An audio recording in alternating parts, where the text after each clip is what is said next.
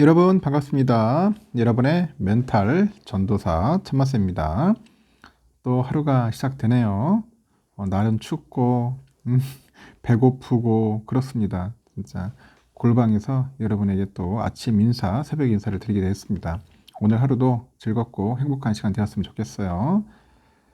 상대의 본성을 알고 싶다.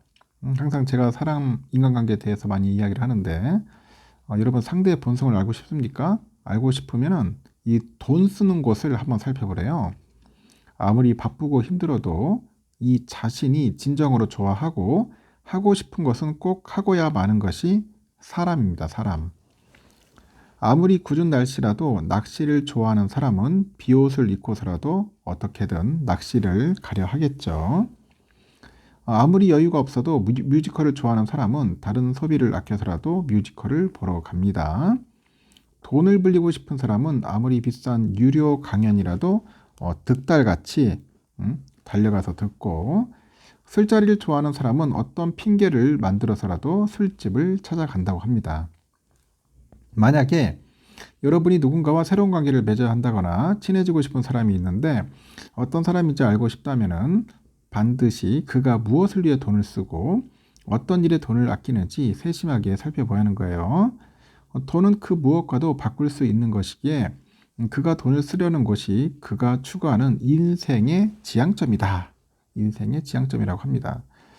돈 쓰는 거 중요하죠. 돈을 잘 써야 하는데 돈을 잘못 써버리면 사람도 잃고 돈도 잃고 모든 걸 많이 잃는 것 같습니다. 그러면 또 삼성과 관련된 이야기, 다양한 소식들 한번 전달드리도록 하겠습니다. 뭐 좀 다양한 소식들이 있는데 참 뭐 충격스러운 소식들도 있고 해서 좀 안타깝기는 해요. 대한민국이 좀 잘 됐으면 좋겠어요. 저는 솔직히 잘 됐으면 좋겠는데 그렇지 않다 보니까 계속 엉뚱한 방향으로 자꾸 흘러가는 것 같습니다. 비상계엄에 당분간 셀코리아가 계속 뭐 발생하지 않겠냐, 뭐 그런 이야기들도 있어요. 셀코리아. 셀코리아 자꾸 완전 그런 문제들이 있다 보니까 좀 답답하죠. 9일날 논의하려고 했는데 지금 상황에서는 어떻게 될지 모르겠다. 이 국회 그 산업통상 그 자원 중소벤처기업위원회 야당 간사죠. 그 민주당 의원이 이렇게 얘기를 한 거예요. 지금 상황에서는 어떻게 될지 모르겠다. 윤통의 기습 그 비상기업령 선포와 이에 따른 탄핵 정국에도 불구하고요. 반도체 특별법 등 산업지원 법안 논의가 가능한지 묻자 나온 답변이라고 합니다.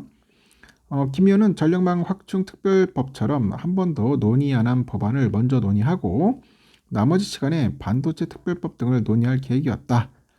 그런데 탄핵안 표결이 있다 보니까 점점점 하면서 이 논의가 어렵게 됐다고 전망을 하는 것 같아요. 윤 대통령 탄핵안 표결은 오는 6일에서 7일 이뤄지고 부결되더라도 탄핵 전국 여파는 한동안 이어질 것이다. 기업들은 현 정치 상황에 답답함을 느끼고 있죠.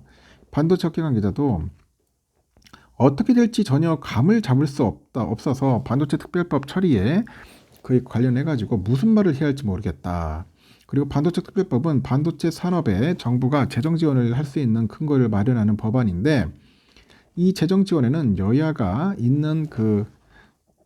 큰 이견이 없었지만은 여당이 주장하는 주 52시간 그 적용 예외에 대해서 야당은 반대하면서 근로기준법에서 따로 논의하자고 합니다. 이 때문에 반도체 특별법은 상임위 문턱조차 넘지 못한 상태다.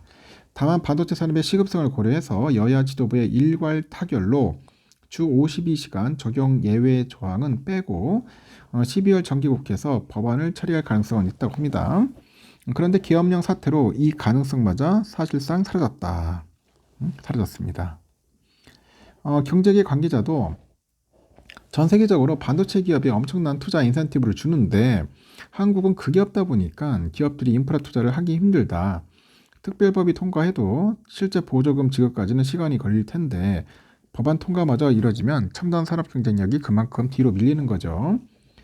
미국, 중국, 일본, 독일, 이스라엘 등은 대규모 생산 기지를 자국에 유치하기 위해서 기업에 보조금을 쏟아붓는 국가 대항전 성격의 경쟁이 있고요. 반도체 과학법을 만들어서 삼성, SK하이닉스, TSMC 공장을 유치한 미국에도 중국은 역대 최대인 64조 원 규모의 반도체 투자 기금을 조성해서 그 기업을 지원합니다.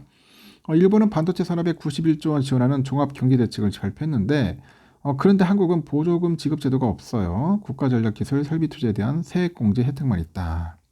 이러니 대한민국 되겠습니까? 응? 경쟁이 되겠어요? 경쟁이? 응? 이 중국만 못하는데 지금. 문제는 이 세액 공제도 어떻게 될지 모른다는 겁니다. 이 투자세액 공제 일몰기한은 올해 말까지였는데 여야가 29년 말까지 연장하는 데 뜻을 모았고 세액 공제율도 현행보다 5% 정도 높이기로 했어요. 그렇지만 정쟁으로 법안은 소관 상임위인 기획재정위원회를 넘지 못했네요. 그런데 탄핵 정부까지 더해지면서 언제 상임위를 통과할 수 있을지 알 수 없는 상황이 됐고 반도체 업계 관계자는 이미 내년 투자 계획을 짜야 하는 시간이 지났는데도 이 불확실성이 그대로이니까 답답한 상황이라고 합니다. 기업들이 처리를 요청했지만은 산자위에 계류되어 있는 국가기관 전력망 확충 특별법과 고준위 방사성 폐기물 관리시설 특별법도 언제 논의가 되게 될지 예상하기 힘들답니다.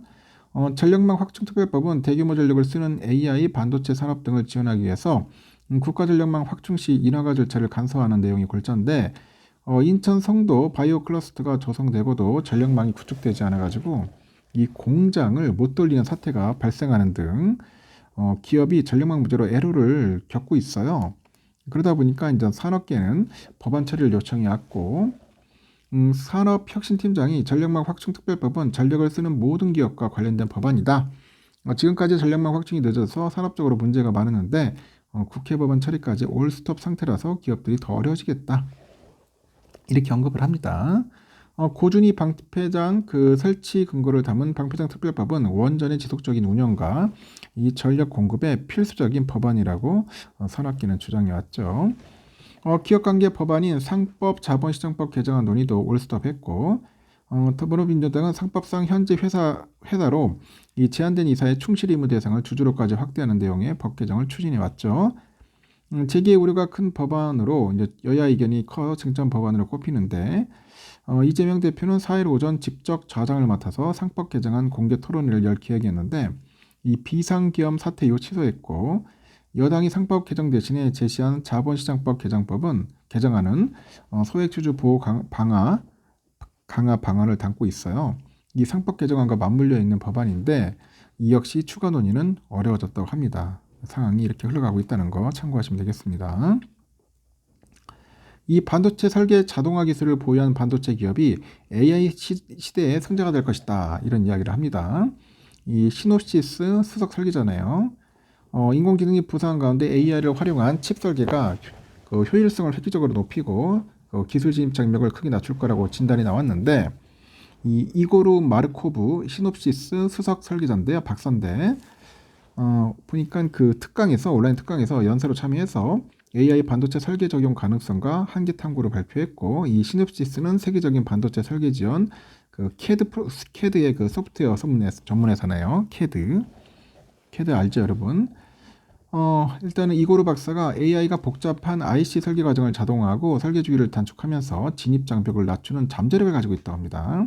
그래서 EDA는 사람이 직접 계산하거나 설계해야 할 복잡한 그런 작업을 컴퓨터가 대신 처리하도록 지원하는 기술이라고 하죠.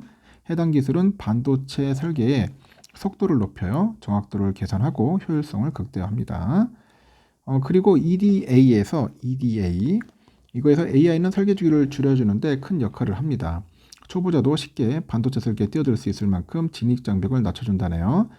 다양한 데이터 형식을 이해시켜야 하는 등 한계를 극복해야 하지만 이러한 도전 과제를 해결하면 반도체 설계 효율성과 혁신은 한층 더 가속화될 거라고 하고 있고 특히 AI가 EDA 분야에서 성공적인 사례를 만들어내고 있고 설계의 복잡성과 생산성을 동시에 개선하고 있다는 거죠. 디지털 설계 최적화는 AI 혁신의 대표적인 예입니다. DSO는 반도체 설계에서 발생하는 그 매개 변수 간의 복잡한 상호작용을 처리한다고 하죠. 기존 방법으로는 어려웠던 최적의 설계 조건을 찾아낼 수 있다. 설명을 합니다. 하여튼 반도체 설계 관련된 그런 내용인 것 같아요. 그래서 앞으로 이쪽 기술이 상당히 중요하다. 그거를 이제 어필하려고 하는 것 같습니다. 상당히 중요하죠. 반도체 설계 우리나라 제대로 못하잖아. 앞으로 이게 진짜 반도체 설계를 잘해야 하는데 설계를 못해. 이게 팹립스들이 그렇잖아. 팹립스 회사들이 많았는데 우리는 없어요. 거의 알아주는 회사가 다 미국에 있잖아. 미국에 팹립스 회사들이. 참 이런 것도 보면 참 답답해요. 이런 것도 정부에 좀 나서가지고 자꾸 육성화하고 해줘야 하는데 이런 게 안 돼 있어. 진짜 기술자들이 없다는 겁니다. 전문가들이 없어요. 생태계가 안 돼 있으니까 더욱더 안 나오겠죠. 상황이 이렇습니다, 여러분. 안 좋은 건 안 좋다고 얘기하고 또 좋은 건 좋다고 얘기하지만은 이 문제점들을 빨리 발견을 해가지고 정치인들이 좀 이렇게 끌고 나가줘야 하는데 뭐 다시 또 탄핵 전국으로 흘러가니까 과연 이 일들이 잘 풀어나갈지 저는 상당히 궁금해지고 의문스럽고 의아스럽습니다. 여러분들은 생각 어떤지 모르겠네요. 아침부터 내가 좋은 얘기를 해야 하는데 잘 풀렸으면 좋겠어. 잘 풀렸으면 좋겠습니다. 상황은 이렇다는 거 참고하셨으면 좋겠습니다. 여기까지 하겠습니다, 여러분. 좋은 하루 보내십시오.